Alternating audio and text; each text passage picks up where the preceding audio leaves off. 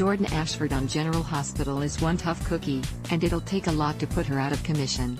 The character first appeared in March of 2014 when Vanessa Antoine joined the soap, and when she chose to leave GH in 2018, the role was recast with Brianna Nicole Henry, who continues to play the role to this day. Although in January 2021, the soap had to temporarily recast with Tiffany Daniels when Henry was diagnosed with COVID-19. Hoping to reconnect with her son, TJ Ashford, Jordan moved to Port Charles, but the young man was upset to find his mother getting involved with the Jerome crime family and getting arrested for dealing drugs. However, the truth was that Jordan was working undercover with the DEA, and Anna Devane helped her maintain her cover. Jordan started getting close to Sean Butler, but they kept their relationship quiet because they were working for rival mob bosses. But they did confess to TJ that they had an affair several years ago and that Sean had killed Jordan's husband in self-defense when he learned of it. Jordan picked the worst time to tell TJ the truth about his dad. Howard Wise/JPSstudios.com. Unfortunately, when Sean was suspected of shooting Hayden Barnes by accident, he was arrested and Jordan confessed the real truth, which was that Sean was TJ's real father. This created a rift between mother and son, and she was upset when he moved in with Sonny for a while and was almost shot. Jordan continued working with the Port Charles Police Department, and things were going well until her ex-brother-in-law, Curtis Ashford, showed up in town. He used to be her partner at the DEA, but his drug addiction had nearly gotten her killed. He asked for a second chance, but she declined to give him a job. Jordan began dating Dr. Andre Maddox, and as the psychiatrist helped the PCPD with various cases, their bond grew stronger. But even as she noticed his growing connection with Anna, Andre was concerned about Jordan's chemistry with Curtis. While working on a case, Jordan and Curtis shared a passionate kiss, but she insisted she was in love with Andre. Unfortunately, when she told the shrink about the indiscretion, Andre dumped her. Stella didn't want to hear it.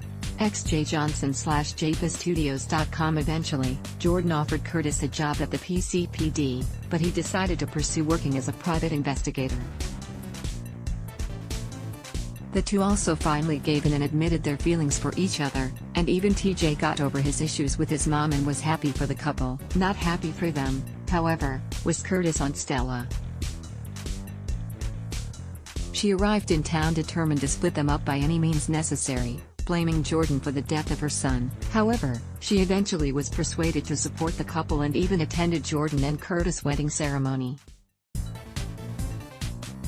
A cop's work is never done, especially in Port Charles, and the discovery of Kiki Jerome's body in their honeymoon suite led Jordan and Curtis to realize a serial killer was loose in town. When Ryan Chamberlain stacked the evidence against Franco, Jordan arrested him but secretly asked him to help her smoke out the real killer.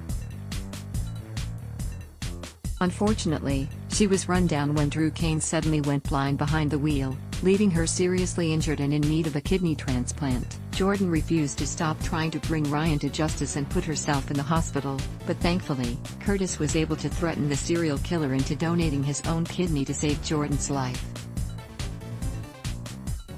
Taggart and Jordan have history. XJJohnson/JPSstudios.com. Once she got back to work, Jordan's life was turned upside down again by the mysterious death of some former DEA agents she'd worked with in the past. Then Marcus Taggart returned to Port Charles and it was revealed that they'd all been on the same team and the drug runner they'd put in prison, Cyrus Renault, was out for revenge. After Taggart became another of the villain's victims, Curtis feared for Jordan's life next, but Cyrus had other plans for the commissioner. He abducted TJ to use as leverage to force Jordan to help him escape from prison. Jordan got Cyrus released by claiming that Taggart had manufactured the evidence used to convict him. Trina Robinson lashed out at the commissioner for badmouthing her dad, but that wasn't the only lie Jordan told. She'd also helped Taggart fake his death to protect his family. When the truth came out, Curtis was upset that Jordan had been lying to him the whole time. TJ was also angry with his mother for making Molly believe he'd abandoned her while he'd been abducted. Jordan was also heartbroken to find her secrets made Curtis want a divorce. After helping bring Cyrus to justice, Jordan helped Molly Lansing Davis and Martin Gray set a trap for a crooked judge and used that leverage to get Sean released from prison and Alexis transferred to minimum security. Stella urged Jordan not to give up on her marriage, but Jordan saw Curtis kissing Portia Robinson and signed the divorce papers.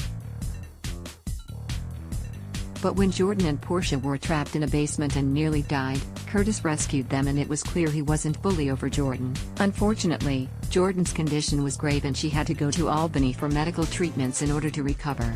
Stay tuned to see what happens next. Love GH? Be sure to join our We Love General Hospital Facebook group to chat about all the latest storylines and juicy gossip. Adblock 10.